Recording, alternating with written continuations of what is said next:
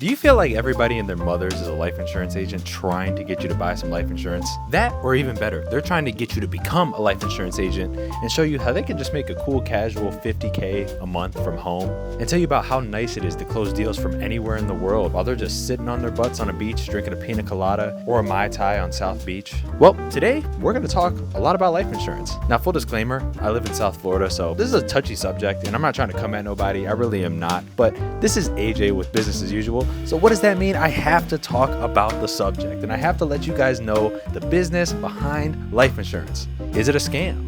Can you really make $50K from sitting on your butt at home? Well, these are the type of things we're going to answer on today's episode, so thank you for watching. Don't forget to like, dislike if you want to, I don't care, or subscribe. And we didn't have to do any push-ups today because we got no new subscribers, so that's a bummer. I would have loved to do like at least 100 push-ups today, but it's okay. We're working on it. Let's get right into the video. So before we talk about life insurance agents and how they make money and stuff like that, let's just talk about the types of life insurance options we have as people. First, coming up, we have term life insurance. This is a life insurance that literally is a term. So you got 10-year terms, 20-year terms, 30-year terms. I don't know how many terms you got, but those are the typical ones you see. And with these, you pay a pretty low premium to have life insurance cover you just in case, God forbid, anything happens to you. They pay out money directly to your family or however you set it up, just to make sure that in your passing, you have something set up for you and your family. Now, life insurance itself is a very important thing to have. I think everybody should have life insurance. You never know what type of unexpected things can happen to you. So with term, you typically pay very low premiums, about 10% of the latter we're going to talk about here. And with term life insurance, it lasts a certain amount of years. God forbid anything happens to you, your family and your ears, they are taken care of in the event of an unfortunate circumstance. You have a pretty low premium. You have a set amount of years. Pretty simple. So let's cover whole life insurance. So this is very much so a whole life policy where it lasts as long as you keep paying into it. And with this policy, it is very expensive premium compared to term life insurance policies. Just to compare, I would say for every 100 you spend on a whole life policy, you could probably get a term at around $15, somewhere around there. But let's talk about why whole life insurance is more expensive than term. So the thing about whole life insurance is that it's a policy that you invest into basically. So every dollar that you put into it technically goes to what is kind of similar to a savings account, not the exact same. And I want to clearly emphasize that it is not the same as a savings account, but basically you build value by paying that life insurance policy. That's why the premium is higher. Now, while that sounds great and all, there's a few caveats to that. With whole life insurance, for roughly about the first 3 years, you're literally getting no value out of your policy. You have a policy that's there, but let's follow the money line. How are these life insurance agents getting 40K, 50K months if you're just building into your own investment? Well, it's because there's this thing that we talked about in our mortgage video called front-loaded commissions. So basically for the first 3 years that you have your policy, you are paying the agent that sold you that life insurance policy. Now, this isn't like a set 3 years. This is however much is in the policy and however much you agree to, because sometimes it could be longer, it could be shorter, depending on how bad you got screwed. So with these policies, you're paying a very high premium. It's not an investment in yourself initially. It's an investment in yourself after the set amount of term and however much they got paid. After that, you're starting to sort of invest your money into something. Now, with this whole life insurance, your agent, they get paid a very strong commission off the money that you are paying for the first few years of this. And that's how they get paid. Now, I will say, just because there's a lot of sales into the whole life policy doesn't necessarily mean it's a terrible policy. If you have money to spend and you like putting money into something and just having a bunch of assets and stuff like that, and you are more well off, you have the money to spend, a whole life insurance policy may make sense for you.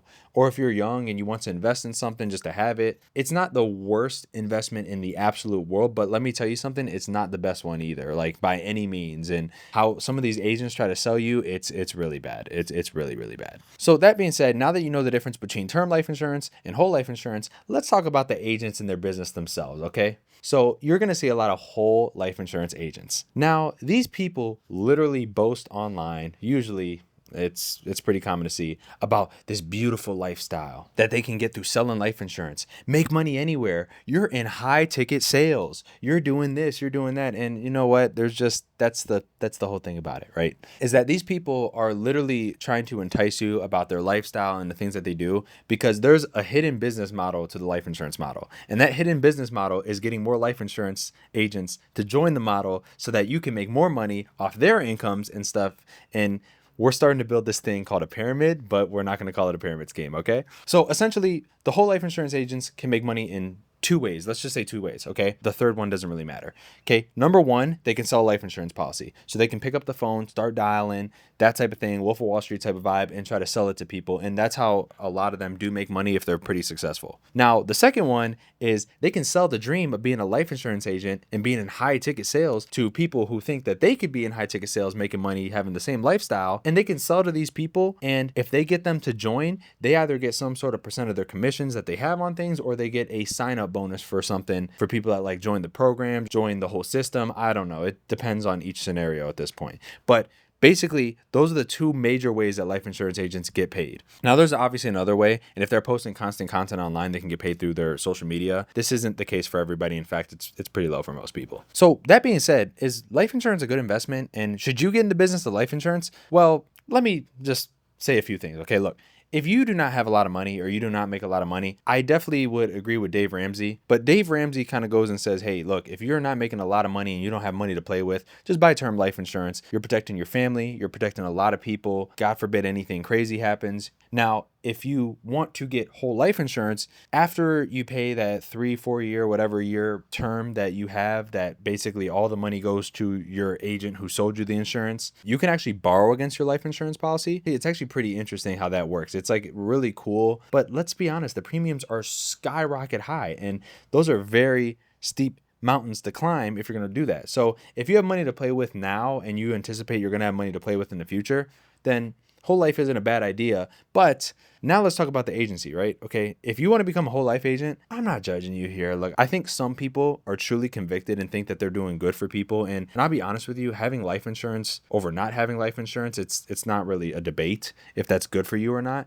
But what I will say is that some of these people are very, very slimy and do very slimy things. I'm not saying all of them are. I'm just saying that a lot of these people are. So if somebody's going on social media saying, hey, I just made a cool 40K today and I'm drinking a Mai Tai on South Beach, then, I mean, should you really be taking advice from them?